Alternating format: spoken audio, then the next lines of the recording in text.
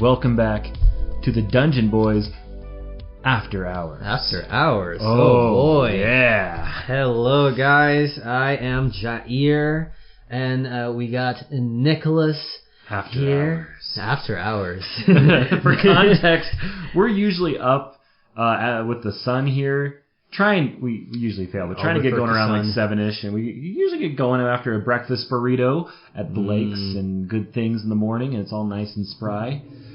We just finished I had about 13 hours. I think you had about 12 hours of work today.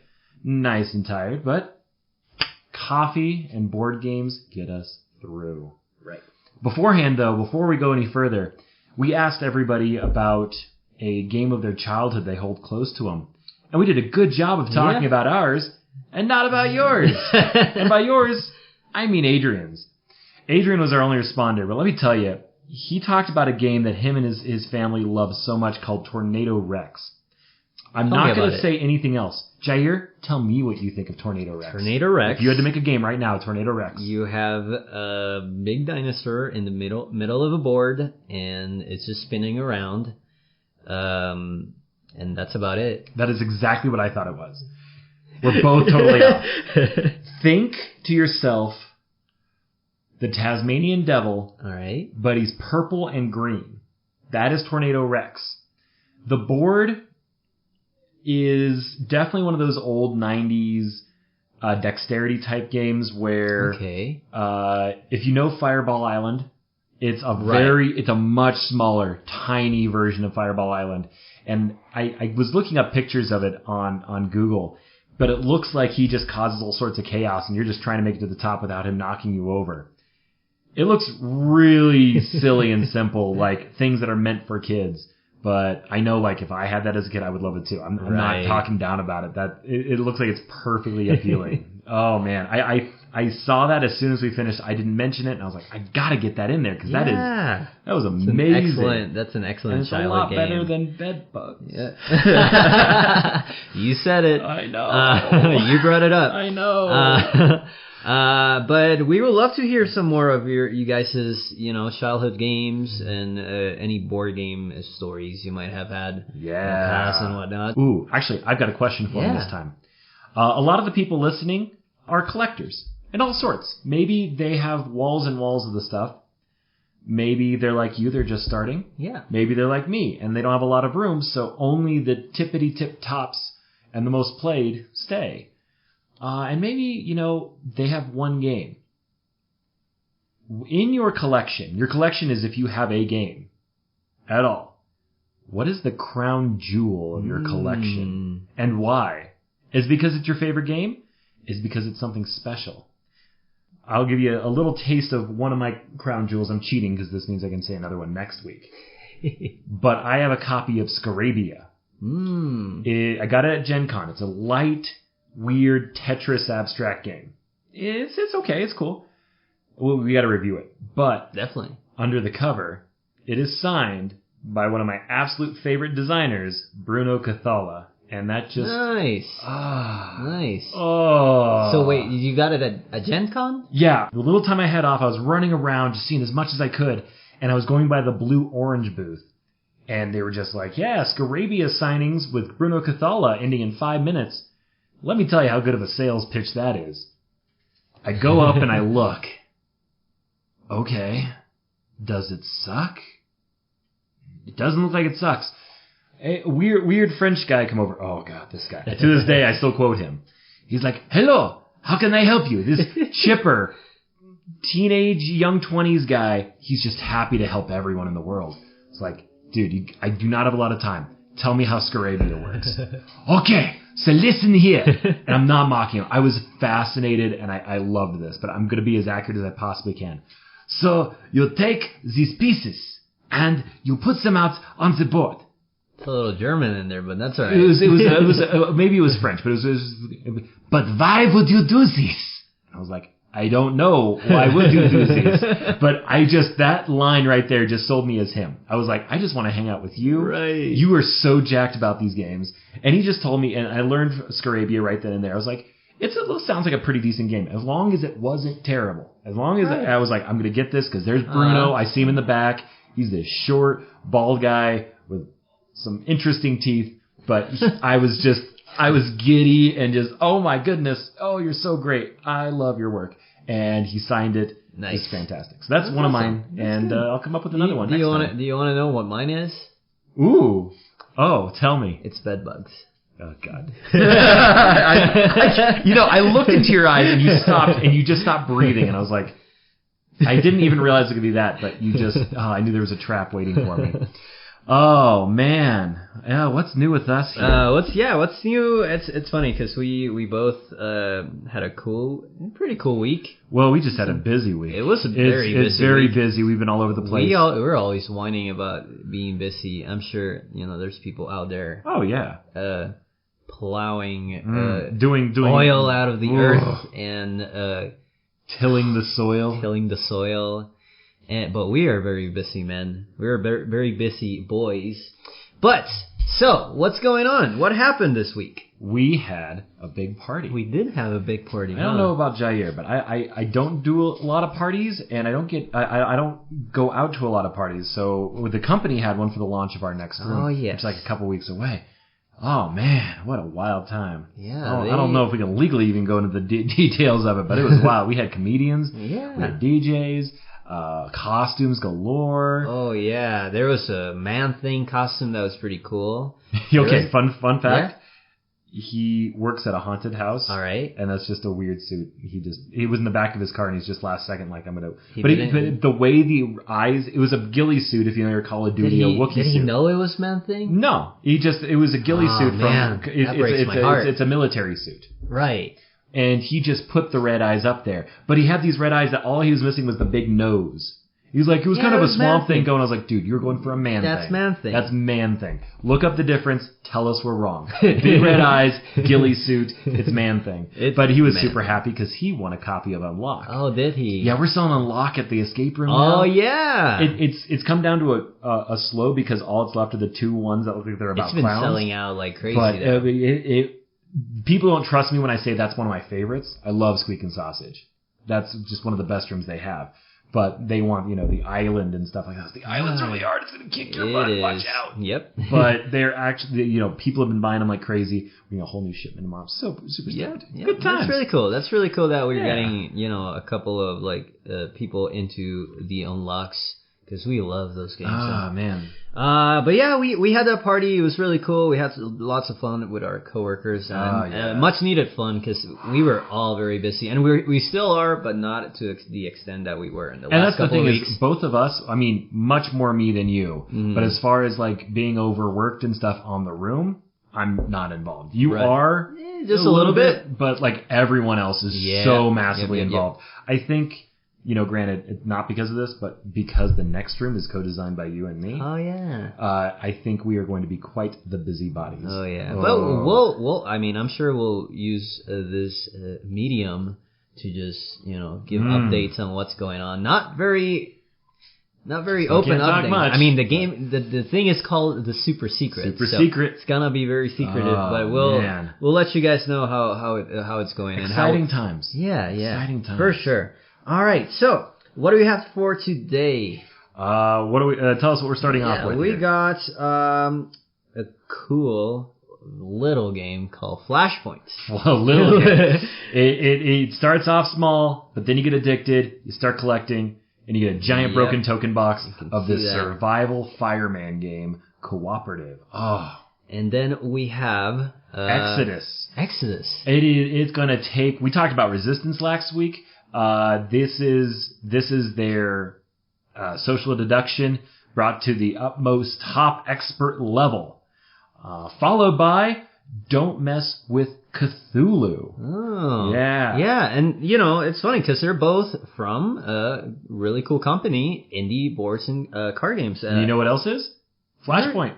Oh, yeah, I didn't know Flashpoint. Yeah, because it's in a big wooden box. Right. But this is our indie week. We were going to try to squeeze Resistance in with all of them, but it wasn't working out that way. So the first half of this episode is dedicated to indie boards and cards. Yeah. So whereas Exodus is the expert level, Don't Mess with Cthulhu is super duper simplistic in its social deduction. We're going to talk about how those compare in that sense. But it's really exciting. Indie has chosen us as one of their content creators and sent us a copy of both Exodus and Cthulhu, not Flashpoint. I'll tell you why in a bit. But oh man, Indie is just been such a great company. Yeah, they are not paying us to say that. I've been saying that well before anything, before I knew Jair. Oh man, then we're gonna have a wonderful tea time. Wonderful tea time. Ooh, I got a fantastic brew here. I think is perfect for the after hours brew. Now, so after that tea time, we're going to talk a little bit about a game I actually haven't really played. Yes. We're going to try a new thing out where it could go either way depending on the game on that day, but I'm going to talk about a game that Jair hasn't played, try to explain it, and see if I'm communicating it well, and then off that, how his first impressions of the game described to him are. But we're going to be talking about Brass Lancashire. And if you want the heavy thinky games, the oh boys, the oh no's, Brass has got it for you. Is that good? Is that bad? We'll find out. Yeah. But hey, oh man, we've been keeping good on our promises. We have promised a playable copy of Summer Camp. And guess what we're going to be talking about? Copy of Summer Camp. That's playable. Copy of Summer Camp. Oh my goodness, we did it. Yes. Oh, it was a headache. We played one game. And that one game, the entire thing has changed. But it's just gotten better and better. Oh, man. All right. Ooh. Well, Flashpoint. Yeah. I have plenty of opinions, but Jair, you want to go ahead and describe Flashpoint to us? So, Flashpoint. Just coming up from the name of it, I just remember this PlayStation 3 game, and it's a war game, so I had a preconception of it. But no, it's nothing about war. It's nothing about PlayStation 3. It's about firefighters. And who doesn't love firefighters? That's not legally allowed. Yeah, jerks. Now, in Flashpoint, you play as firefighters, and you're trying to turn out the fire. But the fire is everywhere. It's everywhere. And every turn, the fire gets worse. And you just have this layout, just a grid of a house, an apartment, a plane, a submarine, so many different things. And this is something we'll discuss in a minute. But so your base game, what was the base game? Is it the house? So we started with we tried playing at one point with the advanced house, and then time got in the way. So we set up again, and we played with just the beginner house. I just wanted variety. Right. And all the boards are double-sided, and the base game comes with basically two different houses to work with. It's a floor plan that's on fire. Yep. Now, this grid is laid out with two types of dice. So you have two dice. One red, a six-sided dice, and the black one is eight-sided dice. An octahedron, if you will. Yeah. I believe it is one, yeah. I was trying to think of it as a six-sided. No, it's an eight-sided dice. So, in the grid, every little square of the grid is laid out by a number of... So it's a 6x8 grid. A combination. 6x8 grid. So you have a combination of the red and the black. The black one's the octahedron. The red one is the six-sided dice. First thing you do is roll those two dice. I mean, maybe it's not the first thing, but you roll the dice, and once you roll these dice, you'll know where to either put the fire as it's going to start out, or the smoke, or the things that are going to be hazards. Well, the whole reason we're coming in. Is there have been explosions. There's been explosions in this place. Explosions, not just like a little fire, not like a little cookout, but the whole thing. We've all played Sims. We all had that one that couldn't cook. Like, imagine him having 3 hours with an oven. You do that a few times. You get your hazardous material, Grandpa's oxygen tank. Wow, that was a dark. The cleaning supplies under the sink. Just all sorts of terrible, terrible things. And POIs. What are POIs? POIs. Those are... Remind me what the POIs are? Those are the... No, okay, yeah. Points of interest. Points of interest. But that's... Yeah, that can either be... That was funny. That can either be, a real, breathing, living person. or cat, or dog, right? Or nothing. Or nothing. That's when it gets scary. Yes, because you're trying to get these people out. And they're all face down, and all you see is a question mark. A question mark. It could be a person, a cat, a dog, or nothing. And then you waste your resources, you waste your movements to get to this point of interest.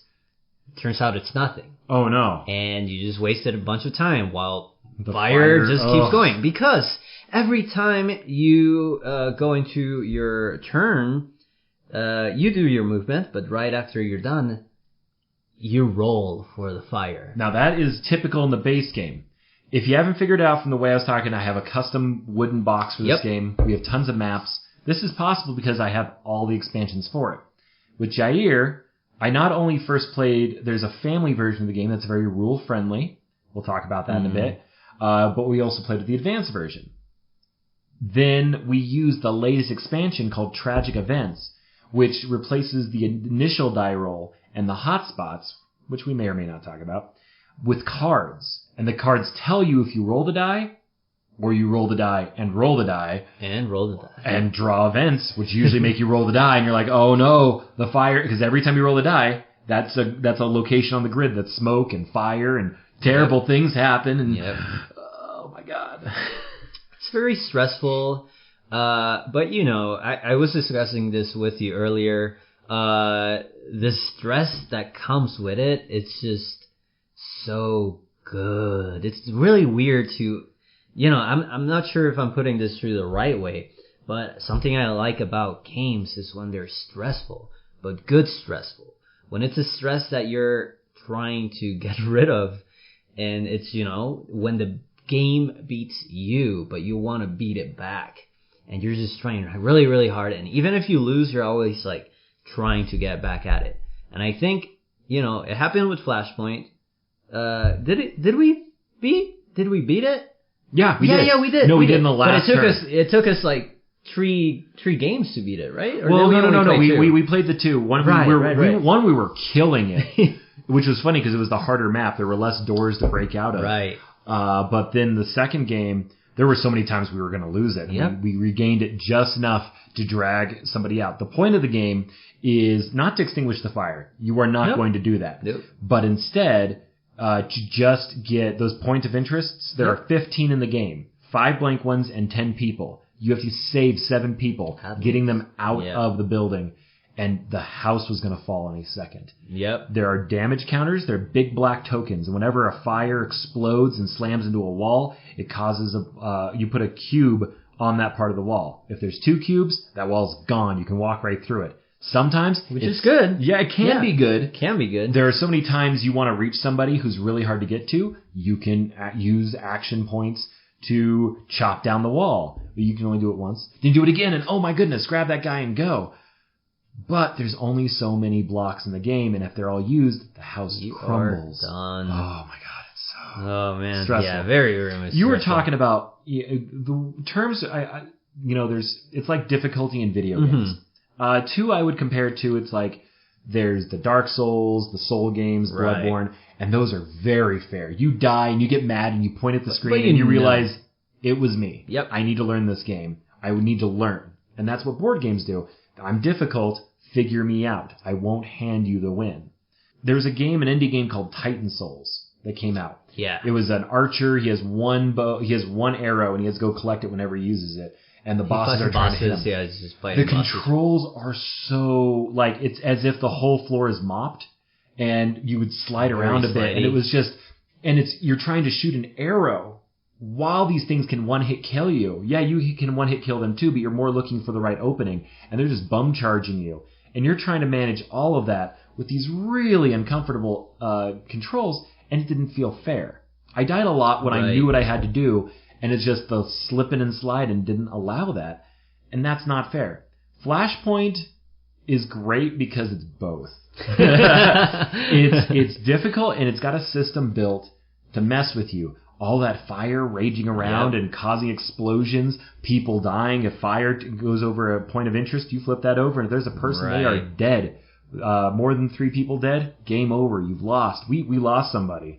Yeah. And it was terrible. And the great thing was there are tokens in the game, and it was identical to someone else. So someone lost an identical twin brother. It was very sad.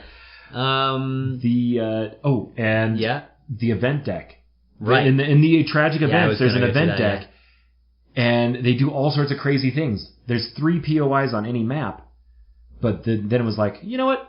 Put 5 out on the board. I was like, no, this place is raging with fire. They are going to be consumed in the flames. No. And then we saved one that looked like Christina Hendricks. Oh, yeah. And then she ran in to get her board game. Yeah, You don't do that. I read a family circus once where the kid encouraged putting all of her toys next to the door in case of a fire she could grab and roll out. They always treat it as if the dad of the comic is writing the comic, like this weird meta thing. And the next episode, like, she is just chastising and just knocking his head like, how dare you write that? That is not fire safe. It's like, I couldn't tell, like, are you blaming yourself? The comic guy? It was so weird. But every time I thought when she ran in there, I was like, did you not read that family circus? You don't leave your toys. You don't go in to save them. That's my job. I'm the fireman. Oh my goodness.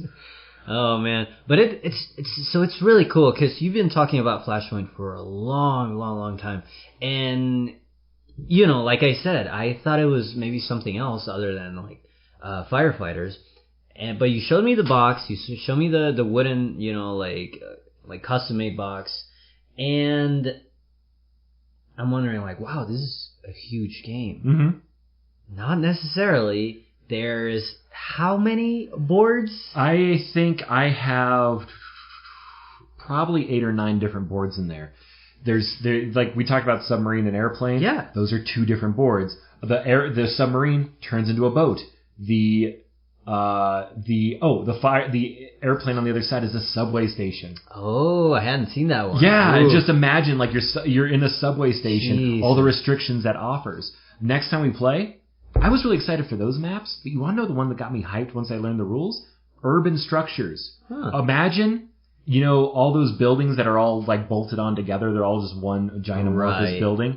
There's a fire on the 2nd floor of one.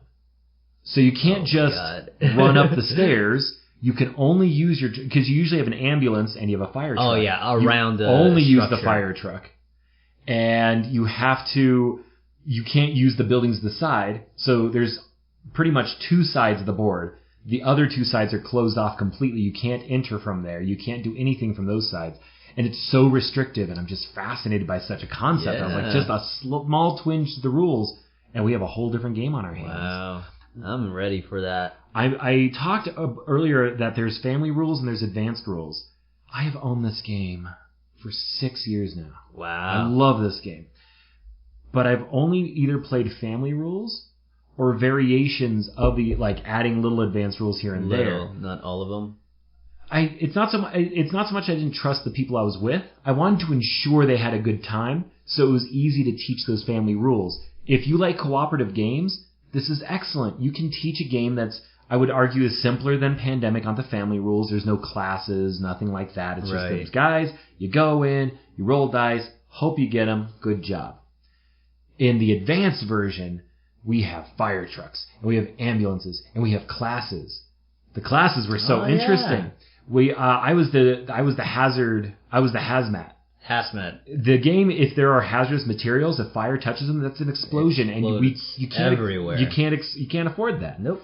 But you have to drag it outside, which is a huge slog. Right. It's like you can spend your whole turn to move it 2 spaces, and it's just such a waste. The hazmat guy can use a part of his turn to just get rid of it. And I was like, I'm going to bust into this place. I've not played with hazardous material, and I fear it. And it was so useless. Awesome. We never used it. Yeah. He got rid of one piece. I don't remember the name of my class, but you were a deck gun guy. Yeah, but I could use the fire truck to get rid of fire. We all can do that, but yours gave you more control because you still have to roll a die. Right. So I could get rid of the fire from the outside using only 1 action point, or was it 2 instead of 3? No. It was a matter of, I think, it was 2 for everyone. But the idea is if I used it with the hazmat, Right. I just roll the dice and have to take what I get. And it's like an anti-explosion. Right, I need to... And if you don't like it, you can get a second roll. That was the thing. Yeah. That was so essential. A lot of help, definitely. Once you understand the game, it's really hard to not have somebody in that class. Yeah, it's so... it makes the game much more controllable, not easier. No, because that means you spent your entire time outside while I'm digging around trying to find stuff. And wherever the truck isn't, I have to be. Yep. And so it did make the game easier. It was just an easier way to manage. A good beginner class. Exactly. Yeah. There's also a little doggy. Mm-hmm. A little doggy that can help. Remember we talked about how the blocks on the walls, you need 2 of them for it to be an open wall for you to go through? That you can be the dog and go through a 1 brick area. Yeah. It was just, you can't fight fire, so you get caught up in it, which is scary. Oh. But you can rescue people, and it was just, it's really neat. There's so many classes when you get all this stuff. Yeah, it's really fun. And there's a lot in the base game, too. There are a lot more as you get more of them. I was the paramedic. Right. So to drag, once you have somebody you have to drag them out to the point of ambulance. interest, yeah. Yeah, and so you got somebody, to drag them, you get 4 actions a turn, typically. We're just going to assume everybody has 4 actions. To drag someone from one space to another costs 2 of those actions. So technically, in a full, fresh turn, you get to move somebody twice. Right. And if they're in the middle of the house, that's a pain in the butt. The paramedic, right? But the paramedic for a turn, for 1 action point, can heal them and then walk with them steady pace. And I realized the house was going to fall, so I am just like giving everybody the CPR things. I played a little bit. I don't look the type, but I played a little bit of Battlefield 4 back in the day. Right. And the medics have the pads, and you're just running around and zapping people awake. And if you zap it enough, you can actually hit enemies. And I just felt like them, like, where are you? I'm going to save your life. Be grateful. And zap them with and it worked. Yeah. Because the building had blown a hole. Because if we had to go a couple more rounds of rolling, we were to blow the place up. We had 2 cubes left. 2. Wow. 1 explosion, we're dead. But there was a hole in the wall, and I was actually able to drag them right out to the ambulance. But it's a team effort. If this sounds familiar in any way, as far as you do your turn, and then it grows afterwards, if that sounds anything like the game Pandemic, it's because it's very much like Pandemic in that sense. You have 4 action points. You have classes in the advanced version. At the end of your turn, bad things happen. Right. You have to complete your objective. And, there's so many ways the game can just end you. In Pandemic, you have cards. And the cards tell you, Hong Kong, it's a disease-stopping game worldwide. Hong Kong has a disease. Once that's played, until the deck is shuffled again, Hong Kong won't be hit again. You're safe. Right. There's this breathing room. But remember, Jair mentioned dice. If the game tells you to roll dice, you just roll them. You could hit the same spot 50 times. Right. Nothing's safe.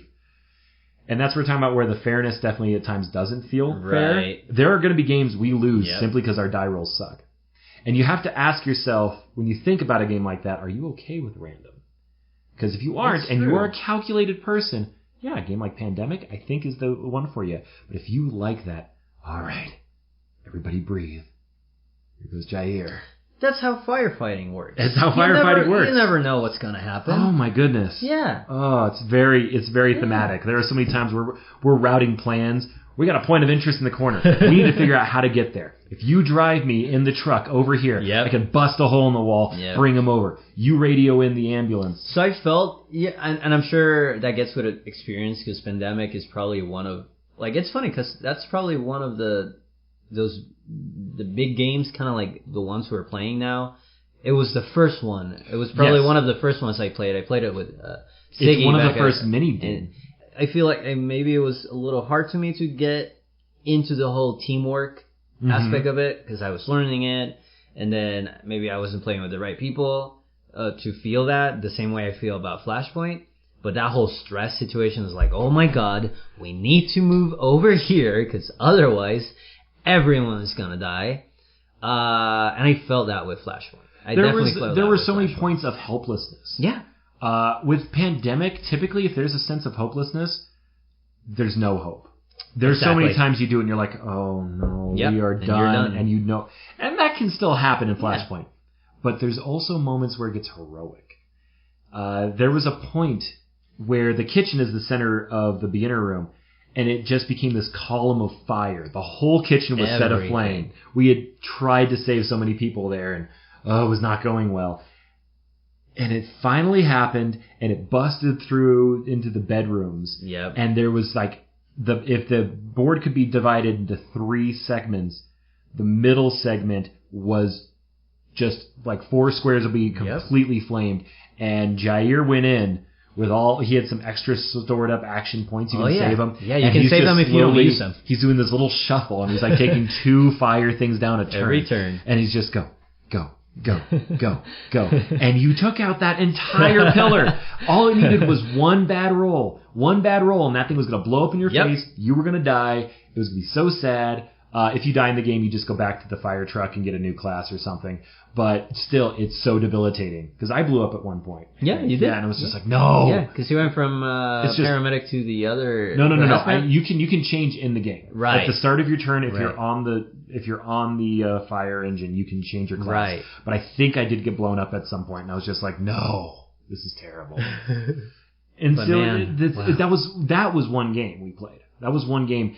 And we just have this whole story to tell. Like, we're sitting around with our tea and we're talking war stories about it. Oh, yeah, you remember that time Christina Hendricks ran in to grab her copy of Flashpoint? What an idiot. We didn't save her. When she ran back in, you shuffle her back into the pile, and we found James Bond. We rescued James Bond, which was our 7th one, which means Christina Hendricks is still somewhere in a burning building trying to save Flashpoint. We might get a cease and desist from the Christina Hendricks, the Hendricks state, for calling her an idiot. But don't worry. No, it was we love you and your performance in Mad Men. It was fantastic. I mentioned I had this for 6 years. I have copies of games that I have bought and I've sold and maybe bought again. I have Escape the Curse of the Temple.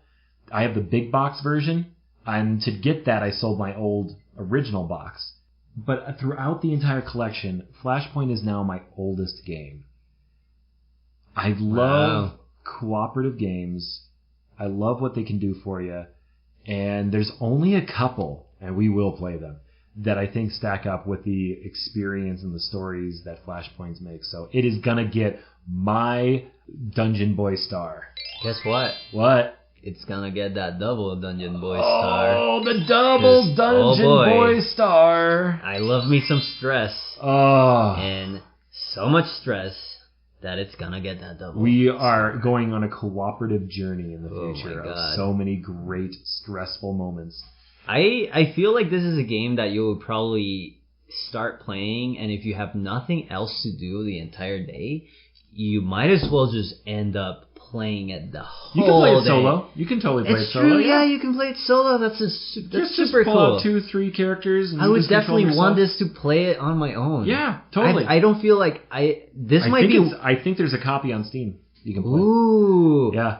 That's really cool. Now, I think this is probably one of the first games that I've considered playing on my own, like board games on my own. Maybe Carcassonne. I was thinking of, like, I know you can't really be played on your own, sure. But I would just play as 2 people. Okay. And just go back and forth. And I actually do that with, like, chess and whatever. Sure. But with Flashpoint, ooh, yeah. No, so much stress. I love it. And it's great because that family edition, we didn't play it. Right. But I've been playing it for 6 years. I can tell you, anyone can learn it. Right. My neighbor, we had played a really number-based game, which is just her absolute weakness.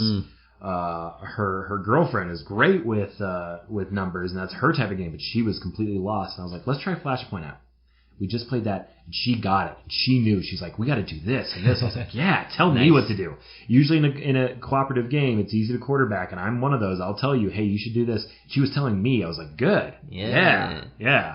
But yeah, this is really all ages.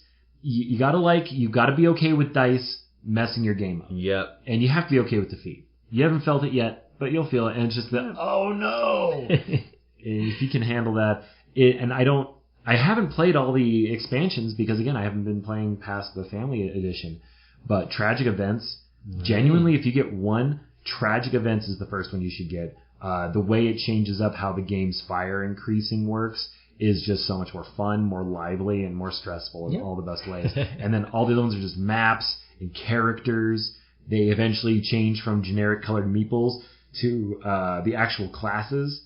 Yeah. Those little meeple guys are pretty cool. No, those are figures. Yeah, figures. Right. Yeah, but it's cool. So, Flashpoint, one of Indie's finest games, and I am so happy to have it on my shelf, and I don't see it going away anytime soon. There you go. Yeah. Double Dungeon Boy stars or yes. I am going to put a star sound effect for every time we say star. Double star. All right, so after Flashpoint here, we got some games from Indie Boards and Cards. These guys were super nice enough to send us 2 games to look at today. And the first one is Exodus. Exodus is one of the games from the dystopian universe. This is the universe that Resistance comes from. Okay. It's where the game Coup and Grifters come from. You have not played those yet. No. We will play them because they're excellent. But it's a very rich universe of all these cyberpunk takeover from the 1% and us trying to uprise. Yeah. Whatever. And it's been really fantastic. Cool. And all of them, in some way, well, maybe not grifters, but they're all about that social deduction that Indie Boards and Cards has really become the master of in the past several years. Exodus is definitely taking it in another direction. Basically, during this game, they wanted to add more board game experience, whereas Resistance is very much the human condition. Exodus has the human condition more in a board game. During your turn, you elect who the leader is. Everybody has voting tokens, but you only have so many. You decide who the leader is, how important that is to you, and then they elect a tail-end Charlie, like a secondary leader. Everyone goes around the room. Of course, you are either a good guy, a Resistance, or... as any other deduction. Yes, or there's the bad guys who are the hunters. Right. And the idea is the hunters are chasing down the Resistance. And you don't know who anybody is. Everybody's a mystery. Let's say, I know I'm good. I'm a good guy. But I don't know who in my group I can trust. This game only goes 4 to 6. There's not that many, but there's enough to get you nice and confused. From there, we go around and everybody can add a card to the hand. And during this time, this is where all the deliberations go. And Jair can say, hey, man, I'm not going to send you a very good card this time. I just can't. I'm so sorry. Or, hey, I'm sending you a 7-step card. With this being a race, the more steps, the more distance you make, the better off you're doing from those hunters. The game ends. If the hunters catch up to you, you lose cover. There's cover tokens. Your team, somebody on your team dies. That goes for either team. If one of yours dies, you only have 2 heart tokens. If you lose both, you're gone. Or if the game ends and then it comes down to who has the most victory points. Right. Or if and that's assuming the Resistance was able to keep a good distance the entire time. And so everybody will describe to you the kind of cards they're going to send you. Hey, I'm sending you a great card. You can trust me, okay? This is a 5-stepper. There's no consequences. This is good stuff. Okay, yeah, that sounds great. So you take all the cards that were given to you. From there, you discard down to 3. You don't know how many you're going to end up with. You look at them, and then you play one of them for the Resistance. Right. Now, if you're good, of course, you're going to take the best possible card you can. Hey, there's a 5-step in here with no bad stuff. You told me that. I know you're trustworthy. But maybe that got discarded. You don't quite know if they're trustworthy or not. There would be times where everyone's promising you all the goodies and nothing but bad things and losing health and losing cover and not getting anywhere just to come up and you realize I'm put in a terrible position. Then after you choose your card, the tail-end Charlie picks up 2 cards for the hunters and they play one of those. And those are drawn straight from the deck, so there's not as much deliberation. Everyone just looks at the tail-end Charlie to see what they play. It's in a lot more information than you typically give in the social deductions that we were just talking about. Right. And it makes for, you were describing it as the kind of a next step up in the sense. What was the word you used there? Like an evolution. And it's evolution in the social. By adding complexity, it's going in a different direction. Right. It's trying. So what I think about it is that maybe there's some kind of like they know it's in the boards and games, so they know deduction, but they want to take it a step further. They want to see what works with the deduction, but it being a little bit more complex. It doesn't feel. It feels like a step, maybe like a half step. So what I think it's like. It's indie boards and games, so very much it's all about deduction. They know they've got deduction that down games. to a T. So what I think what happens with Exodus is that they're trying to figure out what can they do next with this deduction. So they're taking some steps. They're taking a step into an experimental direction, seeing what works.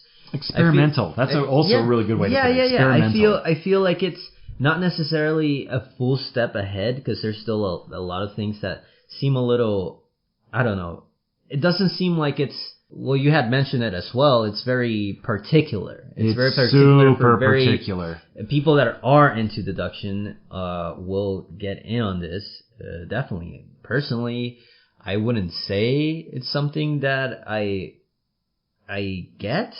I mean, playing it for the first time, there were moments where I was just lost. And it was because of that. Of course, because I'm just starting out. It is a deduction game, so it's not something I'm fully into. But it doesn't seem like a bad thing, though. It doesn't seem like a bad game at all. It's just incredibly particular for those who want that in their game. Right. Because when we played, it was very. I don't know if we were playing with the right crowd, ourselves included, on that. Because when we were playing. You know, I was the leader. I was the leader a lot. And I would go and I was like, okay, so what are you sending me, Susan? And she's like, oh, I'm going to send you something good. I was like, okay, but what? I get a whole bunch of good stuff. I don't know who you are. Well, you'll just have to trust me. In games like Resistance, just that word. The honor, like that's enough. This game, if you want to help, you have to be more involved. And it's a little more of a puzzle to figure out. And you've got to have the right people who know how to look at the puzzle that way.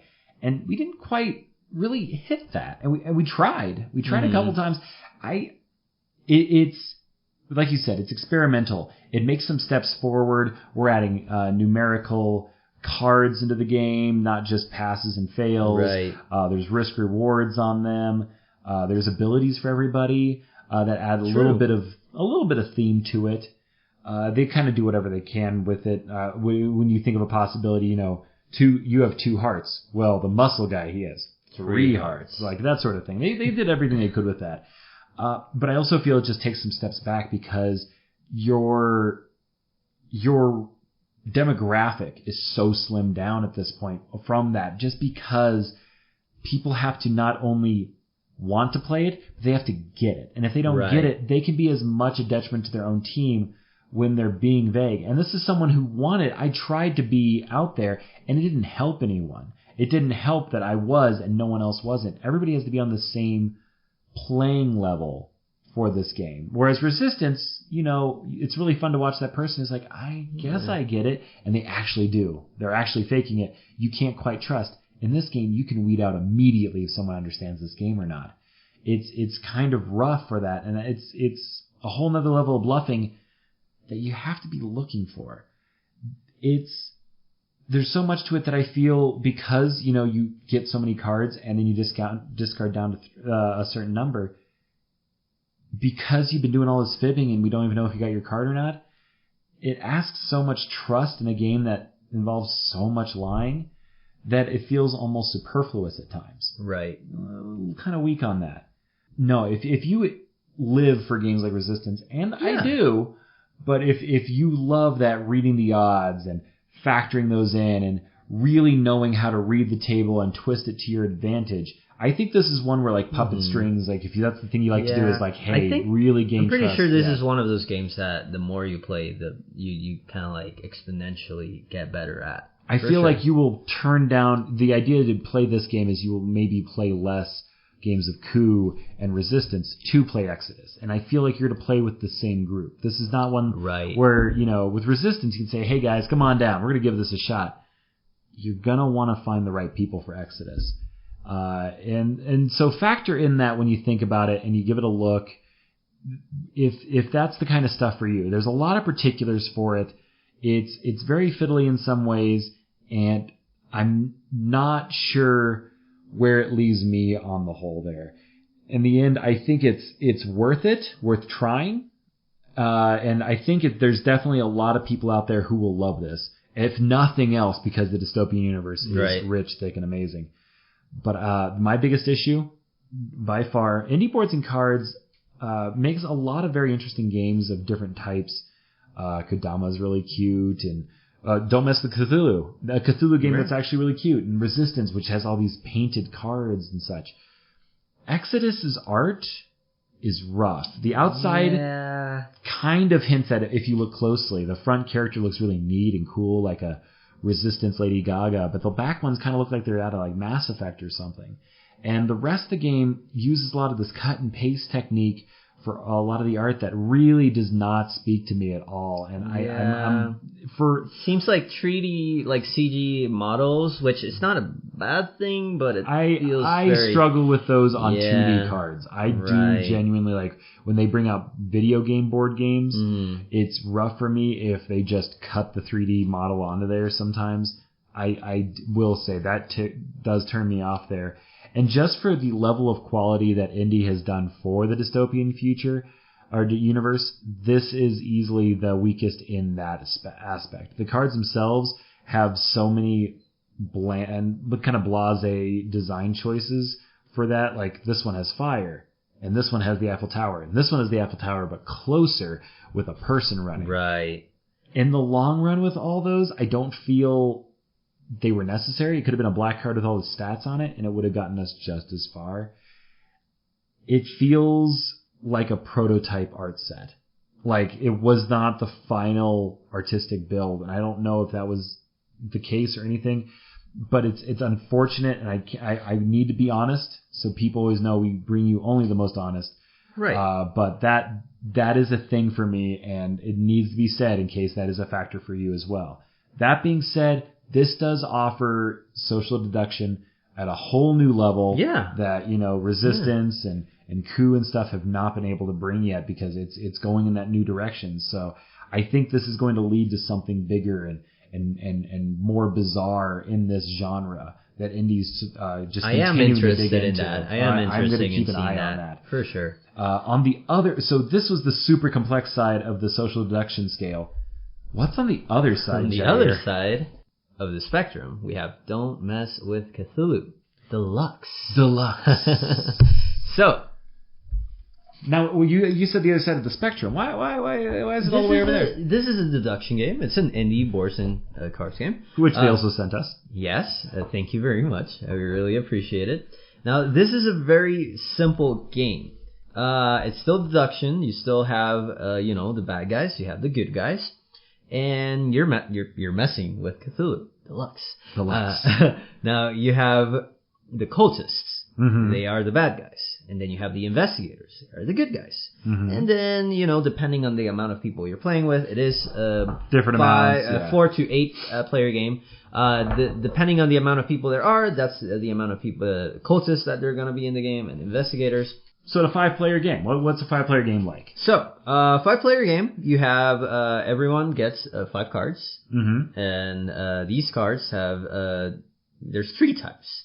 We got futile investigation. Majority of the cards. A lot of them are just empty, useless cards. We'll get into the details of these in a minute. Then we have the elder signs. Mm-hmm. This is what the good guys want. Yes. They want these guys. But there's way less of these. Like in a 5-player game, there's like 6 of them, something like that. I think there's 5 or 6. One, yeah. And then you have Cthulhu.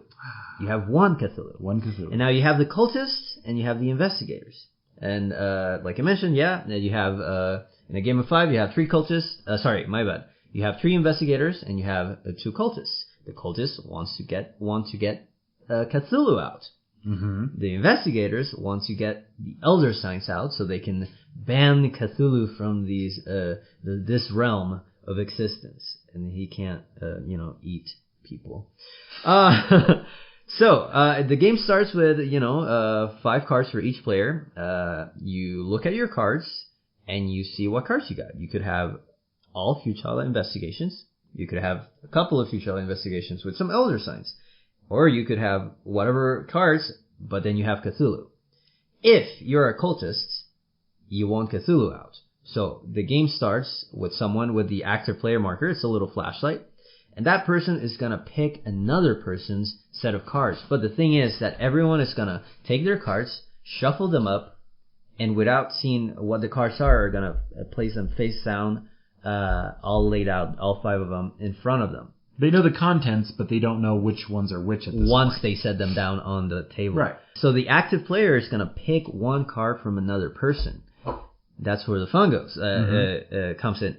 You don't know if the person, you don't know who you're going to pick. In that first round, you're like, all right, well, I mean, let's just choose someone, see what happens. In that first round, you're going to pick a card. But people are going to tell you, hey, don't pick me, because I don't have anything good. Maybe someone will say, don't pick me because I got Cthulhu. That's not really a good idea. We thought it was at first. Yeah. But, so yeah, when our first game, everybody was like, hey, I got elder signs. I'm good. They're being very blatant with what they had. And I was sitting there like, is this going to be a good game? I have Cthulhu. Hey guys, I have Cthulhu. Don't choose me. Don't choose me. You don't want to choose me. I'm Cthulhu. Or I've got Cthulhu. Well... yeah, you don't know who the cultists are. So, once you pick that other person's card, once you choose a person and you pick their card, and maybe you got a futile investigation, nothing happens, you set it up on on top of the table, maybe that person is a cultist. And someone was saying, don't pick me, I got Cthulhu. Maybe if he's a cultist, he'll know that you'll have Cthulhu. And then he'll pick you. And then, 1 out of 5 chances, he picks the one that's what happened to us. Wins the game for him. Yeah. So you don't want that to happen. But the game goes on. So everyone has 5 cards. Once there's 5 cards out. Once there's one for every player. Once there's one for every player, depending on how many. So 5 players, 5 cards. Once that happens, all the cards in their hands get shuffled back into a deck and shuffled around and then handed back as 4 cards for each player. And then the round starts again. And it goes on, players pick cards, player, so if you were to get to the 4th round, everybody has 2 cards. That means somebody the odds has just get smaller. A 50% chance of Cthulhu in Yep. their hand. If you're looking for a elder sign, it's a 50% chance of being in somebody's hand most likely. Right. It's stressful. Yeah, no, but it's really, really fun, that moment of everyone saying, like, I have these cards, don't pick me. I have Cthulhu, don't pick me, or just trying to put across that you have Cthulhu without saying you have Cthulhu, because otherwise the cultists will know. You don't want them to know. This game, we talked about with Exodus, trying to figure out how to develop the game and how to talk about it, and we couldn't get the group consistently to do that, right? In a way that we were able to make the most of the game. In Don't Mess with the Cthulhu, after we were like, hey, don't choose me, I have Cthulhu, so the cultists chose him, all of us learned immediately, we have to be a lot more general with what we have. Yep. No, I have nothing. I have nothing worthwhile. Don't worry about me. You don't want to choose me. I'm going to waste your time. All of a sudden our words, hey, I've got good stuff. Come this way. Yep. I've got great stuff. I'm looking at about a 50-50 for something good, okay? You can trust me. And all of a sudden it becomes so much more general. But everyone as a community did that with very little discussion on it. And that was such an amazingly cool, organic causation. Now you keep playing, and like we said, the chances for you to either get Cthulhu or an Elder Sign get slimmer and slimmer as you go on into the rounds, if it goes further into like the last couple of rounds. And then you can actually, it becomes a counting number, like just a numbers game. If you already have 6 Elder Signs out there and there's 7 players, you know that there's just 1 Elder Sign. Yep. And you know that there's 1 Cthulhu. And maybe 2 players are saying, oh, I have an Elder Sign. I have an Elder Sign too. So, but you know for a fact that one of them is lying because there's just 1 more Elder Sign in play. Did one have a better track Unless record? someone shuffled in incorrectly. God, but no, yeah, we never did. Everybody assumed that I did. I didn't. That's fine. But then it becomes, even in its simplicity, it becomes a little bit more nuanced into a different kind of game of like deduction, not necessarily just from trusting people or seeing if people are lying, but more into counting the cards and seeing just trying to figure out who's trustworthy. And if the numbers are trustworthy. We talk about counting numbers. It's always weird to say counting cards. Right. Because counting cards makes it sound like you have to become a blackjack dealer or something. Yeah, no. And you don't. No, it's just a matter of there's only one elder sign left. There's only so many cards. And 2 people are claiming to have it. Now you have the old classic, kill him, he's the clone. You can trust me. And people naturally got that. I've been playing, Resistance for years. Right. I've been playing that for almost a decade now. That game, can sometimes take a game or two to understand. Yeah. This is whereas Exodus is trying to be the next step in the complexity, Cthulhu is boiled down to the bare bones of what social deduction can be. And it's just so fascinating. All you're doing, point at somebody, point at one of their cards, and flip it over. You could do this without any talking whatsoever. Yeah. It could be you were mentioning how it has a rhythm to it. It's very rhythmic into the movement of it and going on into shuffling the cards back in, giving them back. Well, and also everyone the way people talk. Yeah. Because in Resistance, it's, I'm not a spy. You are a spy. It's all this very jumbled mess. In Cthulhu, it's, okay, Jair, I have nothing. Well, I have something, okay? And everybody kind of understands to take their turn. Everyone will have a chance to speak. Everyone wants to listen to what everyone is saying. And there's a little bit of screaming at times. It can get up there. But it was so fascinating to watch this rhythm to the game go. And maybe that was just our group, but it just felt natural. Yeah. You wanted to hear what everyone had to say. There was no reason to mess them up. Because if they were lying, someone's going to call them out. One point of the game, I'm a cultist. And I'm holding on to some elder signs. I don't want them to choose me. And I go, Jair, I've got Cthulhu. Don't choose me. And Jamie, one of the guys playing, just looks up. That guy's a cultist. I have Cthulhu. Don't choose me. He didn't interrupt me. He just looked up slowly wait, what? He was trying to be, I don't have good stuff. But when I claim to have Cthulhu, he's like, no, I have Cthulhu. And for all you knew, it could have been a switcheroo. I could have genuinely had it, and he tried to fool you. And it was this amazing. It's really, really cool. This game does not, I don't think it's, and I say this as if somebody who is one of their favorite games is Resistance. It doesn't necessarily risk a headache. Mm-hmm. You could get way too into Resistance and point the fingers, and I live for that. I love that. But there are a lot of people, Carol, at Eton, we talked before how she doesn't like these social deduction games because she doesn't like being called a liar. She doesn't like it. This game, she eventually played last week, and I saw her laughing with it. She was having fun because everyone's just throwing it out there. Right. Please choose me. You know I'm good. Was she ever a cultist? I do not know. I was not playing. Okay. We were playing brass, which we will talk in a bit. That was my evening.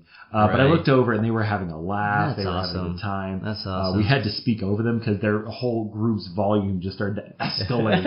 And this game is being banned all throughout the store. People are really hungry for it. They're really enjoying it. And so it's Don't Mess with Cthulhu Deluxe. It's true. We've got a little bit more to it. Now we have three expansions. There's three modules to it. The first one we added in, it's not that it's bad, but it's very basic. It's just a little thing. Insanity tokens. Once you play a round, whoever loses a round gets an insanity token. Then you go on to play another round, and you keep playing and playing until you stop, and whoever has the more, the least amount of insanity tokens, that's the winner for the whole, session. It's a wonderful bridge in Spyfall. In Spyfall, you're supposed to keep score between rounds. Well, you were the spy this time, and you got caught, so that's so many points and things like that. No one does it. Right. No one. They just play Spyfall until someone figures out who the spy is. If you don't know what Spyfall is, go do your research, kids, because that game is incredible.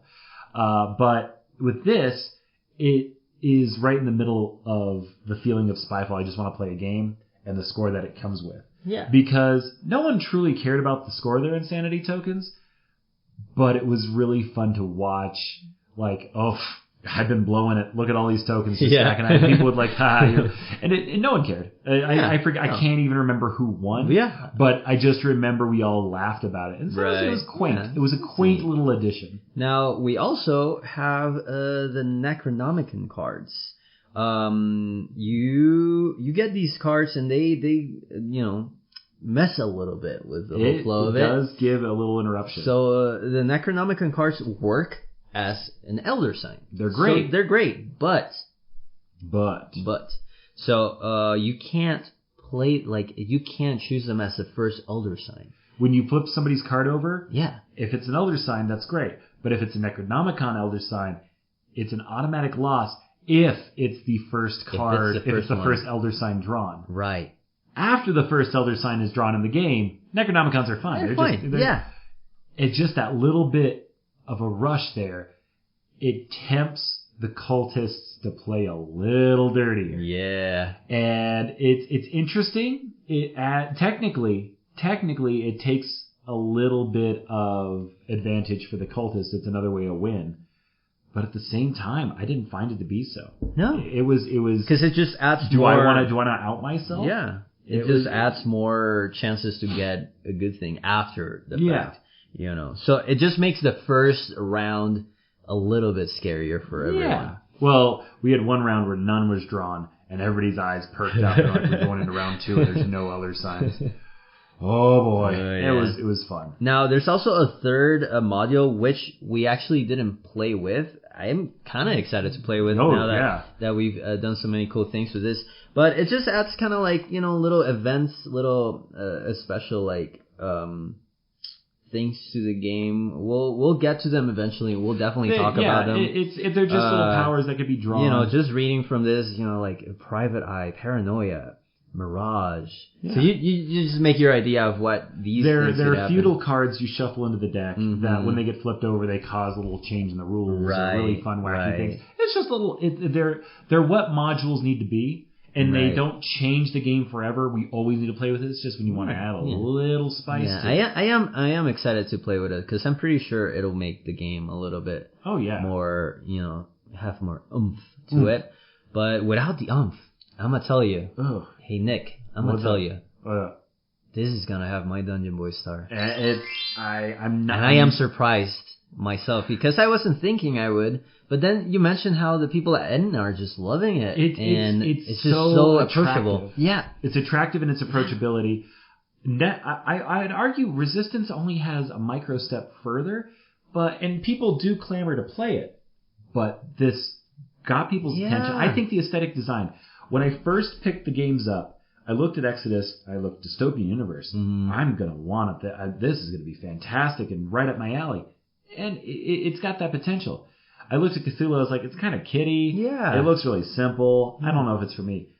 And just the enthusiasm change has just been monumental. No, definitely. See, for me, I would say Resistance is a game I'd recommend for teenager up for the social, people who are I want to get into board games. Yeah. I really want to have fun and yell and not just move tokens on the board. Well, I'm going to got that for you.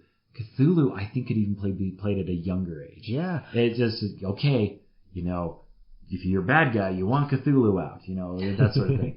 The only issue I have with this game, to the point where if I was to play it again, I would maybe try and put this rule in. If we missed it, someone call us out, but we read the rules there, is if two people are totally convinced that they're good, they can go back and forth and skip everyone else in the round. It's true. It happened a couple times, and that was just kind of an odd thing for the game to kind of get caught up in this loop. Now, of course, that could doom a group one because the person could be pulling the long con, that sort of thing. But I feel like if I was to play again, the one rule I would make is that, if you're given the active player token, you can't choose the person who gave it to you. Right. And that just makes it at least so it's going to be a three-tier pyramid there. And then there's just a likelier chance that if you're going to spend this whole time doing this, that a bad guy could get involved. Right. And so with that, you definitely need to talk more and communicate more. I would try with that. But really, it's a very minimalist game. It's very almost, especially if you take out the modules, it's eliminating a lot of the game and going straight for human element.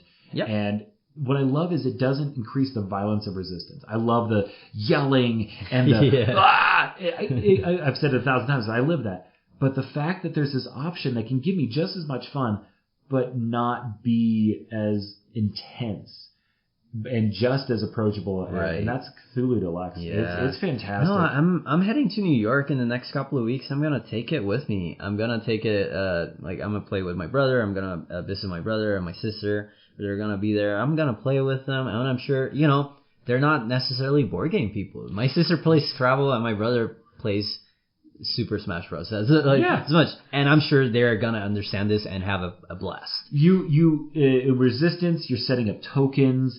You're putting up. There's 5 different types of cards. Mm-hmm. They're all super easy to understand. Yeah. But when a non-board gamer looks at that's intimidating. Yeah.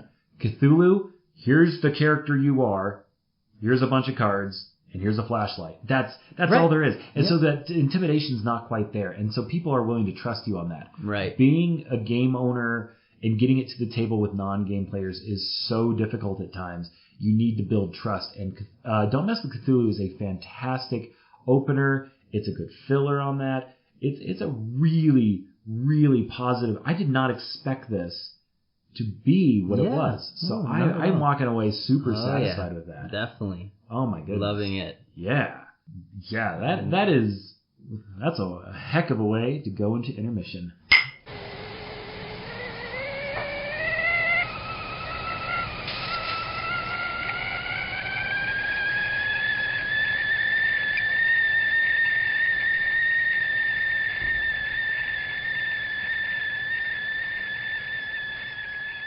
Hey, Jair. Smell that after hours smell. What does it smell like? Smells like tea time. Tea time. Tea. Ooh, time. All the teas. So what do we got here? We've got I asked you early on if it was going to be a fruity or a spicy. And you asked for something in the middle. And I think I got something that hits that. I have no clue what this is. You have no clue at all? Give it a good whiff. It's good. Good. I think maybe from the smell of it. I'm picking up at least the fruity side of it. Yeah, it's got maybe some citrus. Okay. You're citrus something to it. there. I mean, I would maybe like some lime, lemongrass. It is it's a bunch of subtle flavors. We've usually gone in really bold, loud flavors. It's not bad though. I love that. I need to get more teas in my place too, because I need to get on that. I need to get my singing voice out there, get like my honey and tea and and all that stuff.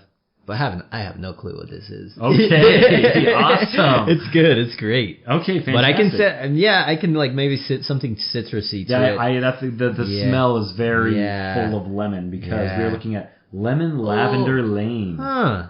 Yeah. Interesting. Very.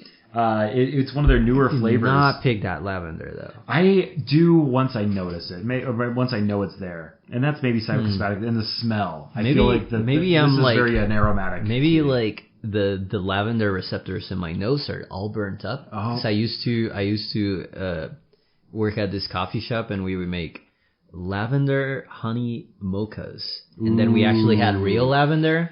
And then we have like a big bag of it, and we just like grab it by the handfuls and just fling it at the cup. We just fling it at the cup, so it was like sprinkle of the lavender on top of it. Oh man! And this takes me back to when I got into coffee too, because it was. But I do not pick that lavender, but I do pick up that lemon. The lemon. I think it's the first time I've actually managed to pick up something in the name of it. You have lemon ginger. You threw down on I think one of the two. I think it was ginger for sure. Yeah. No, that one you did well with.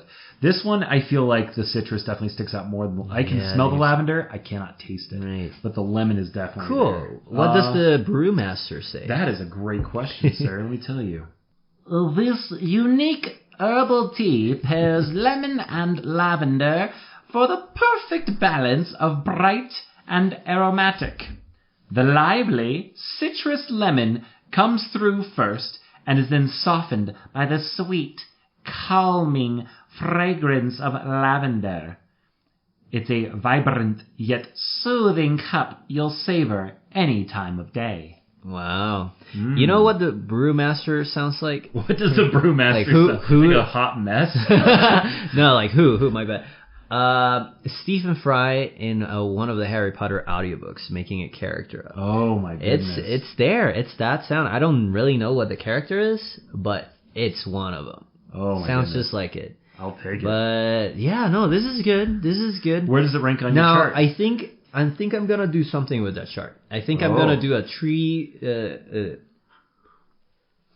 of like a tree level chart. Oh, and we have a couple of T's right smack in the middle. This graph just We have some in the bottom that it's not bad, but it's in the bottom. Okay. And then we have the top, the very top shelf, middle shelf, bottom shelf. It's still in the shelf. That pumpkin shelf. This is gonna go to the middle shelf. Okay. Yeah, this is the middle shelf one because I did not pick up that lavender, and I'm upset because I do want that lavender. Lavender's But I'm upset at me because I can't pick it up. Yeah, I can smell it for days, but I can't taste it as much. But that's good. That's great. It's a great tea. I Lemon dig it. Lavender I dig Lane. It. Ooh, yeah. That alliteration is off the roof. Now, in the future, we have, I don't know when, but we'll have some very interesting tea. The other day, I was, this Tuesday, I was talking with Evan. He's talked about many times on this podcast. That's why he's being talked about now. He wanted to talk about when our last game of Scythe, where I said it was the worst game he's played. And he said, yeah, I didn't feel that at all. And he had approached this totally different. He had handled a whole new character. He wanted to figure them out. Right. He was trying to pilot a whole new plane, and the fact that he kept it afloat and was able to definitely be a factor in the game, to him it was one of his most successful. And it wasn't that he was hurt or anything, he was just confused. And I said, only by result. I said, only by money, only by what was accomplished on the board from an outside perspective. You just, it's like, oh, okay, I see that. Yeah. But again, that's just new player, that new car smell sort of a feel. But he finally started listening, and he said, oh yeah, I didn't know you guys were that into tea. And I said, I mean, it step a lot of boxes, and it was a fun way to put an intermission into the show. He's like, well, I didn't know that because my girlfriend and I, we have tea parties. I was like, whoa, what? And he said, yeah, sometime I can hook you up with our custom chai that we made. And I was custom chai? Yeah, an Evan chai. Evan chai. A chiven. I would love to have a chiven at some point. All right. We're trying this new thing out. I'm going to tell you about this, this game, okay? Evan, Anders, and Greg and I, me and friends, we all, there weren't enough people to play Scythe. And last time, we busted out Scythe and played it. I really wanted to get something new and fresh to the table. I have a lot of these bigger, thick games to play. And I've had one sitting there for a while, and it's a game that is thick. That's a lot. And I thought it couldn't be a better time to do so. And I brought Brass Lancashire to the table. We talked about it last week about Brass Birmingham, which just showed up today. Ooh. Yeah, that's so nice. But that's the new version. Brass Lancashire is based off the old 2007 game Brass. Brass by Martin Lawrence. Martin Lawrence. By Martin Wallace. Boy. And produced by Roxley. All hail the almighty Roxley and their Santorini. But I've been trying to find out if this is a game for me. Jair, I'm going to tell you about this game. Tell me about it, because I wasn't there when you guys were you were playing not, and I just want to see how well I can pitch this. All right. And at any time you can interrupt me. And okay. So this game is a game so nice you play it twice. Ooh. It's during the British Industrial Revolution. At the very beginning, Britain, had coal. That was not that big of a deal, but it had iron as well. This was huge, and we had to find a way to transport it through it. What they did is they made canals. All right. Everybody did that. And it was this amazing transportation system. At the beginning of the game, you can build canals. You can start settling different areas of the map. When you do so, you can have ports. You can have cotton mills, coal mines, ironworks, all the different resources of the game. You're a little restricted. One area, Manchester. Let's say Manchester's on the map. Manchester has a 2x2 grid. There's 4 different spots, and everyone has a certain thing that can be on it. Some have 2 options, but let's say that one mostly has a bunch of coal mines. Right. So I can put a coal mine in there for my turn. You have a hand of cards, and you discard a card to do a turn every time. And if I want to go to Manchester to put a coal mine down, I either have to discard a coal mine that's in, and then put it in Manchester if my network's there. We'll get to network in a bit. Or I discard Manchester, and I can drop any one of the available spots in Manchester still available. In the Canal era, you can only have one of your little squares, one of your little places, in a city. Okay. So it's very sharey at first. If there's 3-4 players, there'll be spots with only 2, and then you're kind of elbowing for room, but for the most part, it's just that. You can develop. You have a little player board where all your little industrial places are. Your coal mine on blah blah blah, and you can get rid of them. So if the bottom parts are out, then you can go to the next level. It's an interesting little way to level up a bit. Okay. What happens when you get to the next level? Like what? So instead of a level 1 coal mine, you have a level 2. When you start the game, more output. It's more a little coal. Confusing at first. Okay. It's not so much that gives you more. It does give you more coal, but it's not so much about that. It's about you get prizes for getting rid of all your coal. You want your buildings to flip, and when they flip, they will. And if they're at the end of the era, they'll score you points. Okay. But if you flip them, you also raise your economy. There's a score track, and there's 2 things you keep track of on there. There's a hexagon and a little square. The hexagon are your points, or not a square, but the circle moves on the money track, which is the same board, just works a little differently. And both start at 0, but the money 0 is further up.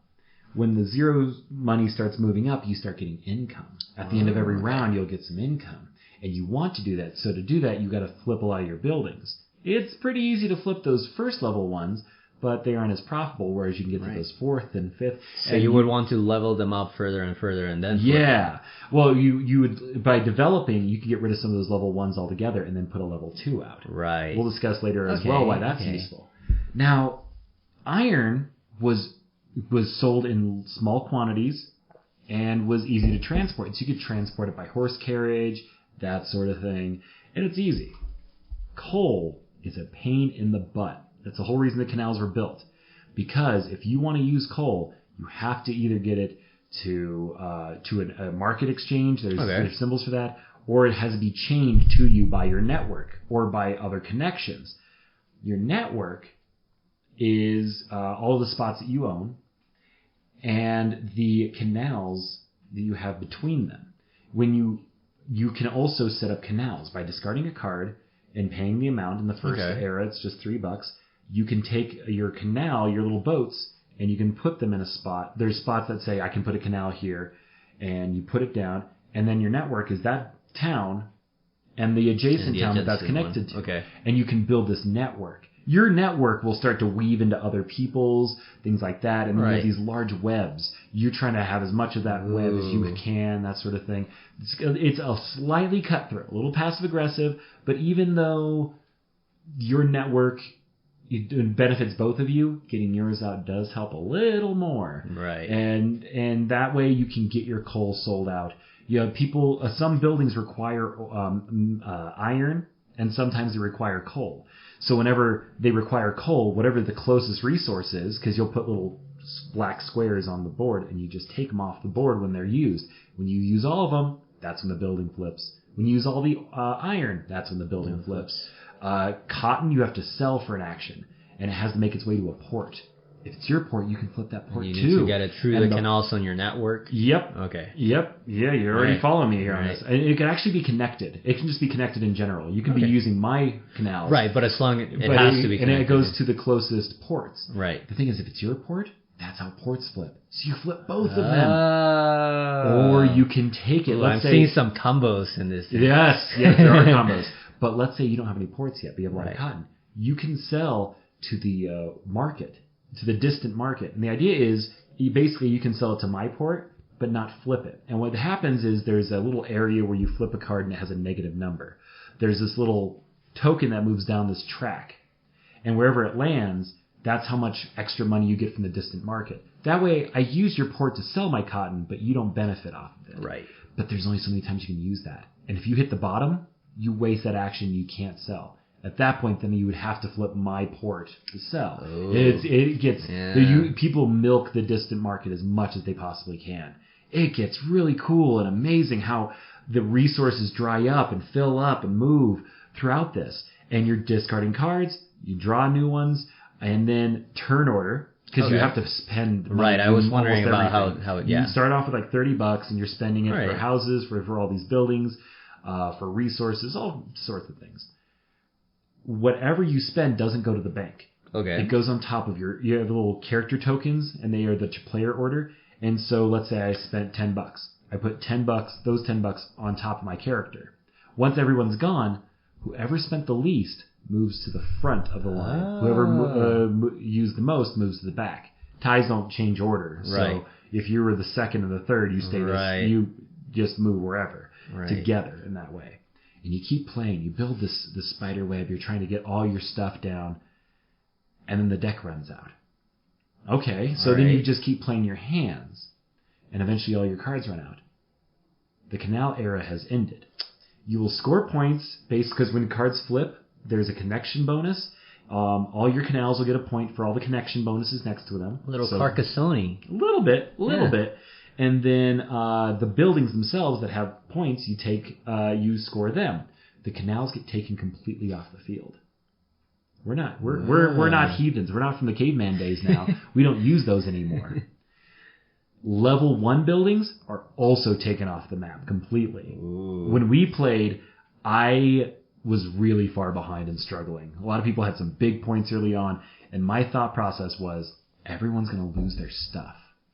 I need to get in on this. So I started just laying a couple different level 2s. So even though I was far behind after the first era, I had like 3 buildings out on the field and like 1 or 2 other ones, which is not good when you know how to play brass. But all of us still learning. It was like, oh, good. Then comes the railroad era. We learned how to use that. We don't need filthy canals anymore. And you now the game speeds up. You have less cards in the deck. Trains, all your canal pieces flip over and there's trains there. So now you're laying down trains, which sometimes are different than where the canals are. So you're building different networks. You can have as many buildings in a town as you want. Okay. So all of a sudden, cutthroat, getting in the way. Like, you had some place in Manchester, but now it's gone and it's mine. And it's fascinating. All the thought process that goes into it. This game is riddled with AP. There are so many times people lock down. All right. I can see it. Especially, you guys played it with, it was Anders, Evan, and Greg. And just all of us locked down. I was trying to simulate it in that silence there, but it's just, you're thinking about it. And there's so many times you're like, oh, I'm going to do this. Oh, wait, no, I can't. I can't. Oh, and it's so much fun because every time you would use iron for something, if coal's used, coal has so many more pain in the butt rules. It's not fun to use the coal because it's such a headache, but it feels thematic to the time because we all were all about the ore, and the ore helps us develop. You can't use coal for that. But then coal helps you build the trains. A lot of your buildings require coal, and you're like, oh my god, I got to figure out a coal resource. There's coal available on the map, but it costs money if it doesn't come from people. And you're trying to figure out how can I make the best of these situations. It's not so much combos, but it's timing. When can I time the perfect pop-off and get as much accomplished as possible? And it opens up all these possibilities in a very open and yet incredibly restrictive map. Okay. It's so I like that whole networking mechanic, and that it feels like, well, I mean I haven't played it. But it feels like just coming up like from what you said, I'm just thinking about like stock like not manipulation, but just kind of like playing with the stocks, just people out there just figuring out when to make the move to sell or buy your stocks. Oh yeah, it reminds me of that. It's very stressful to watch happen because, like I said, the distant market, when it runs out, it runs out. So do you sell now when not all your cotton mills are up, or do you wait and try to get a bigger dose? Because it only costs one turn. You can flip as many cottons that can reach market or a port. And it's incredible to watch that happen. The rules are messy. This game is fiddly, is the term others have used. And basically what that means is because this game is over 10 years old now, we're going to play Galaxy Trucker, and Galaxy Trucker is just fiddly as can be. We have now done our rules so nice and tight and compact now that it's a totally different game. Cthulhu, it's I mean, granted, we're comparing one of the lightest games we've played with easily the heaviest, thickest game in my collection, rule-wise. And there's so many ands, but if this happens, and these are toxic words in rule books, but you have to know the difference between when you use your network, when it's stuff you have, compared to the connections. Because connections can just go, oh, look, I can reach all the way over to a port, or I can't put a railroad over here because my network's not over here. You know, Jair's over here, he's got all of his stuff, but until I put a building down over there, because your buildings don't have to be a part of your network. If you have Manchester and you're nowhere near it, you can just put it one there, and now your network has Manchester and that blob of railroads you have over there. And the best part of this game is half the stuff I explained to you, we messed up. I would say 30% of the rules we goofed on so hard. So bad. I was watching, you know, how to play and everything, and we still get the general idea of the game. But there were so many times we messed up. In the first round, in the canal area, we all ended with one card, and we're like, what the heck? Why is this? The game always says, you know, use 2 actions, and you always have to discard a card for an action. Even if you pass, you discard a card. Why do we have 1? Oh, there's a line in it that says your first action of the game is just 1 action. Oh. There for love of the Pete. Like I said, there's cards either have, you know, the name of the town or the industry, the port, the mine. Those cards can only be used in your network, whereas the cities can be used anywhere. So you can't just put a port anywhere off a port card. It has to be in your network. The first turn, that's an exception. It's like you got to just juggle all this stuff. And not only that, and this is a very light excuse, but because I was game master teaching everything, spinning plates. Everyone, you know, we're talking about how great Evan picks games up. He's asking the same question 8 to 5 times. That's a great way to put it. I'm having to look up questions I have, and I'm trying to manage everyone going, and it was so messy, and we messed up. I went home, I turned on the rules again, I kept updating Evan, like, here's what we missed. Oh my God, we missed this. We don't develop with coal. We develop with iron. We barely used iron in this game. I would like the whole point of this is the iron, the change that it brought to the British Empire. Oh my gosh, that's why it's so useful. We weren't using it like that. We barely used it. Oh, what's happening? So it's a whole different game. And we all knew how bad we messed this up. I didn't know to the extent. The wacky thing was when we were done, everybody was like, so when are we going to play it again? The shop ends at 11. We were getting out of there at like 11:20, 11:30. It was late. Wow. Everyone was tired, and you know when you're done with tired, it's like, that was fun. No, everyone was like, wow, when are we playing this again? Wow, that's awesome. Evan is dying to get to the table. Anders had a really good impression of it. It was just like, Is this gonna like replace Scythe? Well, is it gonna like be the Scythe, the Boyd fill once we're done with Scythe? It will definitely hit the table for sure. Because we're not gonna review it quite yet. Because first of all, we didn't play it correctly. Right. But just that first impression, this is the thick, brain busting game I've been wanting for a long time, and that's the Lancashire edition. We just had Birmingham come in. We talked about how much. Now, everybody's been saying it's better than Lancashire because it offers more stuff. And I was like, wait, no. I could barely handle coal and iron. But you have both pottery or clay and beer. Ooh. And beer is like little wooden barrels.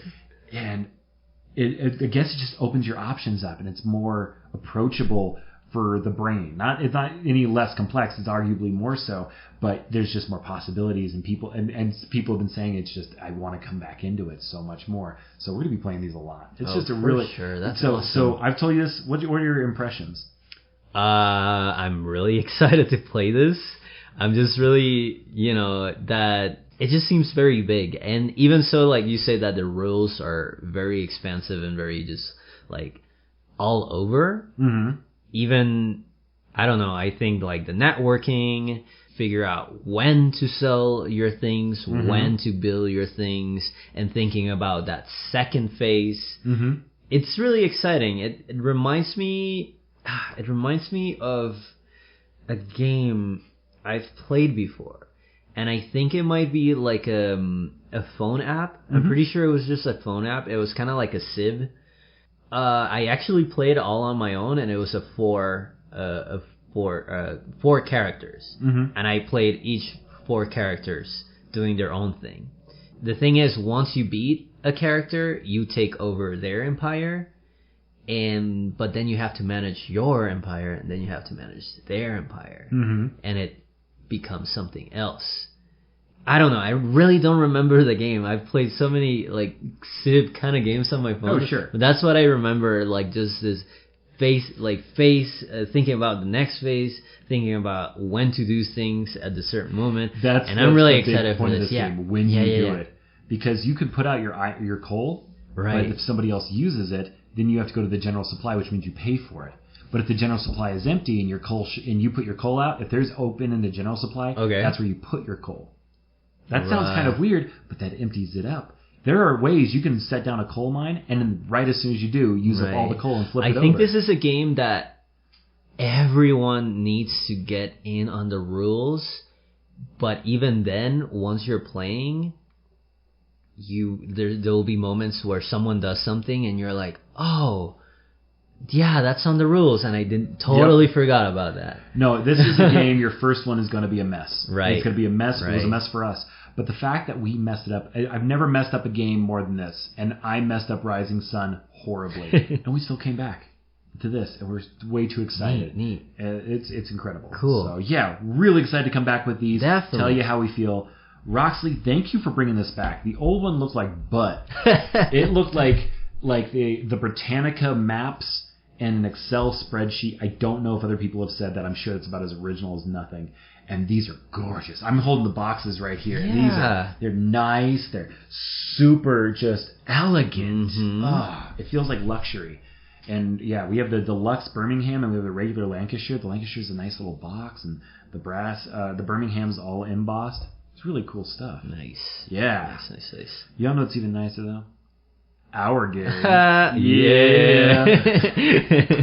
Oh, summer camp. Oh boy. So we've been talking a lot about it. We've been talking about like how we've slacked off a little bit because we didn't know what kind of things to do.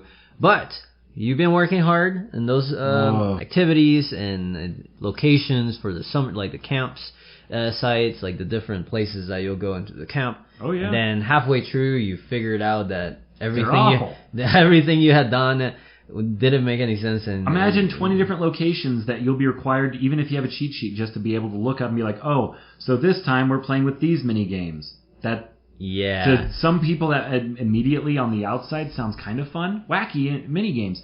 Ones you'll have to memorize and know so you can strategize. It was not fun. Right. So you changed it up. Throw them out pretty much. They're there. They could still be used. You changed it up, but in turn made it into a very much playable game. Yeah. And it happened. Yes. And even though there were, it was very bare bones. Very bare bones. Yeah. But playable. Yes. And we went through it, and it's funny because we went through 4 rounds. 4 rounds.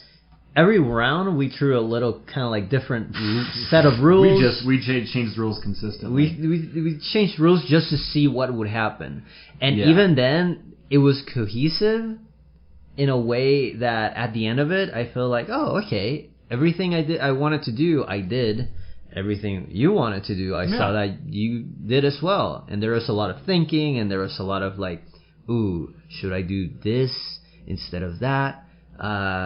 And at the end, it was very satisfying, even though like learning. Oh, we have a long way to go. Yeah, we do have a long process, way. But yeah, it was because at first it was a headache when we started, and you would ask questions, and I'm like, I don't know. I guess like the first time you bring a game to the table, if it's not 100, it's just going to be terrible, and just the headache it induces. But we hammered it out, and we kept going, and we even came up with the countability mechanic from Venture Brothers. Accountability? Remember the summer camp episode where you have to have a friend to keep you accountable? Oh, yeah. Yeah, because you have to bring your guy over, yeah. So in the game, currently, you have a layout of different locations that just offer different dice. That's all they do at the moment. We'll see if it gets funky fresh with it. But there's those, and the middle one's the dining hall. We figured out next time we'll have the canteen. Those offer kind of, if you remember Favor of the Pharaoh, they offer scarabs, which, offer dice manipulation at the end of the game. You have 4 campers and a counselor. They are represented in tokens, right. And then there's cards. The cards are the kids themselves. You want them they have demands, certain dice they want to meet, and you want to try and get as many of those as you can, the rules of those changed. At the end of the game, we decided every dice spot that isn't filled on a character is minus -1 towards that character. So if one's -1 and one's negative half. If you have plus half or even plus 1, that equals half. We always round down, so it's still worth 0. Yeah. But if you abandon that kid altogether, you could lose a point, just a full point out of it. Right. That's bad. That's really bad. Yeah, so you want to get those kids taken care of. You want to make sure they at least experience something to avoid the negative penalties. The way we left the game is that you can amass so many dice that it's really hard to not at least have them somewhat satisfied and score some points. But that's, I think, going to be edited. I want to have, not necessarily scarcity, but I don't want there to be an overabundance where it's unnecessary to sweat. So we're trying to find that balance. I would like some sweat. Yeah. Some stress. So when you first start, though, you can take your counselor and decide one of the spots in camp to go. The river where there's water, or the sports area, or the field, or the drama stage. And when you do that, you take one of those dice. Great. But then whenever anybody enters that spot, you also get a dice out of it, no matter who else it was, because you're the counselor running that for the week. Right. And that was really fun. We decided that's not even going to be a turn. That's just something we go for. Do you already had that in mind before we started playing, or did it? I was trying to figure out ways to implement it in a way that felt organic. But when I was trying to do 5,000 things at every location, it was just really obtuse. No, I really like that. And then you start putting your kids out on the field. You start off with 6, right. We call them energy. You cost energy to put a kid out on the field. Mm-hmm. And then it costs 1 to move them from one spot to another. The thing is when you move from one spot to another, like going to the spot, you'll get the dice, whatever. But we added this mechanic, and I'm curious if we can take this somewhere, where when you go, that character has to bring someone with them. Right. And currently the rule is it can't be yours unless that's the only option. If that's the only kid around, then you bring him in. You can bring him over. But if I go to the sports area and you're right next door, I have to bring you. You have to, yeah. So in a 2-player game, it's kind of weak, but you can try to mess with them because you can only move one space at a time. That if they were trying to get to the other side of the board, it's like, hey, buddy, let's go this way. Yeah. Let's distract you. Whereas in a 5-player game, it's like, man, who doesn't want this? Who needs this? And there's this fantastic interaction, I feel, that's almost like a little bit of a group hug situation that maybe has just a little bit of backstabbing. Right. And you'll go until you run out of stuff, and then you have a spreadsheet in front of you that it sounds complicated. It just shows you there's a track for every color of dice, and it just tells you how many of those dice are in your bag. You've been accumulating dice the entire turn. I have 6 orange dice, 3 green dice, 2 blue dice. I need 4 orange dice this round. So I will risk it and grab 5 quick dice. maths in your head. Yeah, it's quick, simple maths. You look at how many you need, how many you have, how many am I willing to spend, and then you take that many out of there. You don't know what you're taking out. You just hope you're getting the ones you're hoping for, and you're going to roll them. And you're going to try to match them up, kind of a Yahtzee Favor of the Pharaoh style, where, these ones matched. Okay, let's roll the rest of them. And eventually, the idea in a happy world is you start to run out of places to put them. This doesn't fit here. This isn't. Things aren't going great over here. Oh no. And before you know it, then all of a sudden, you may have some left. And any dice that you pulled out of your bag that you don't spend also costs you a point. It sounds like these are all negative points. we were averaging about 5-6 stars, every round. Every round. Yeah. And we ended the game a 1-point difference. That was. There's a lot of balance in like what we did. I think that was luck on the balance. And I think so that's something that we would have to figure out for a 2-player game. What I think is, we definitely should play it with some more people. I'm sure, we got the have the resources. We have the Scythe guys, and we have Eden, so we can try a couple of things out with different people. Sure. What I think, at least, is I don't mind having that many dice, but point-wise is maybe, at least I feel, maybe more things to pull those negatives. That makes it more risky. I only want to be careful because I want this game, if you mess up, to punish you. Yeah. But I want it to not be unforgiving. Right. That's my only thing. And with dice, we're just walking a fine line. But I feel like in a sense that not everyone gets kind of like screwed over by the negative points. Like maybe it's like a thing. Everyone's gonna get negative points, and it's how you manage that. Well, you're managing the dice. So you're saying if I mess up, we all suffer for it? Oh, no. No. Okay. It's just that in general, maybe more things that make it more risky that you have to. That could be the sweat. Complicate because, like, as far as scoring the kids, we've kind of hit that point where we can alter it, but I don't know about adding or taking away from that opportunity. I'm very curious about that. I was thinking because the dining hall and the canteen offer, one maybe lets you up pip, and one of them lets you re-roll a dice you don't like, whatever, things like that. And I'm thinking maybe those cost something. Maybe you have to ask yourself, are they worth it? And that's it's an interesting way to look at it. Maybe instead you get one naturally, or you can try to get two. You can spend 1 star to get 2 manipulators because maybe that will get you a net gain higher. It's something to think about. Yeah. We came down to it, and if I can remember at the end of it, I took a lot of notes, and hopefully they're legible. We were tired at the end of that day. We have some ideas we're going to go with, and I'm not going to do the rule hopping again. If that's so, maybe intermission of the game. If we're doing 4 rounds, 2 rounds. Try different things in the next 2 rounds. Yeah. That time it was just because we're trying to find our footing. Right. And we found some fun footing, but I think it's worth enough to try it, take notes, because we also got to see if these weird strategies actually come to fruition. Can they be edited? Can they be changed? Or did we put ourselves in a rule corner? And it'd be interesting, but we dabbled enough that I think it's playable, and we can actually say, okay, here are the rules, play. And only halfway through, if I feel like a benevolent God, will I change them to help you out. But I'm a little more optimistic. I started to really feel it's feeling like a much more of a game than it was a couple of weeks ago. Yeah, and that's really cool. And we're still in October, so we're still in October. There's a lot to go. We're doing okay. Yeah. We're doing all right. Yeah. So I don't quite know what the next. I think I would say. The next goal, I would say maybe, because I think we can accomplish it, before the end of November, we're going to want to play at 3, 4, maybe 5 people. Yep. And have a summer camp 1.0, now it's playable, that's 1.0, rule set. I mean, not a full-on rule book, but just rule set. Here's where it is. Even if it's changed since then, fine. I just want to be able to say, here's how the game begins. Set up here, do this. And if we can have those, I feel we can just get 10 times bigger. But that's going to be by the end of November. That is our goal for that. So, yeah. Yeah, really, really excited about this.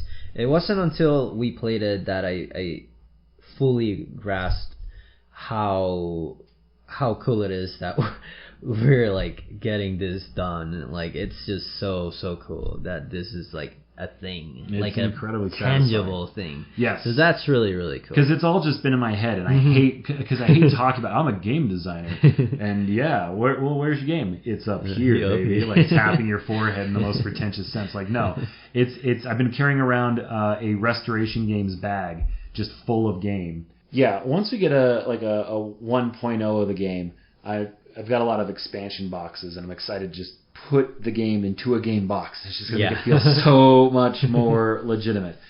But yeah, thought about it, and our goal here, to keep it short and concise because our recorder keeps breaking. But basically, both by the end of November, I want to have played this with 3, 4, maybe 5 people, see how it scales, see if 2 needs work.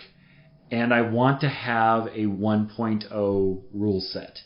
It may not be, it's not going to be definitive, but I want something that if people were to, if civilization was to end today, the aliens could come up and look at it, decipher my Rosetta Stone and be like, oh, wow. Let's play summer camp. Let's play we found let this. us play It's summer going to be camp. the Jumanji of the... my spirit haunts them still with little children that are represented by scythe characters haunting them. That's a good goal. It's a good goal in life. Alright. Man, making games for alien people. Well, alright. Guys, thank you so much for listening. This was a very eventful evening. Oh my goodness. But we want to hear a lot from you. We want to hear what your crown jewel from your game collection is. Yes, let us know that. And any other things you want to, send us or show us on your social media or just do whatever. You guys are fantastic. Yeah. Whenever you just let us, we've had people just say hi on Facebook, like, hey, just found the chat. That makes our day. We talk about it. Definitely. Like, it's so great. Yeah, for sure. But you guys are fantastic. Going to talk to you next week. And until next time. Have a good night. Take care.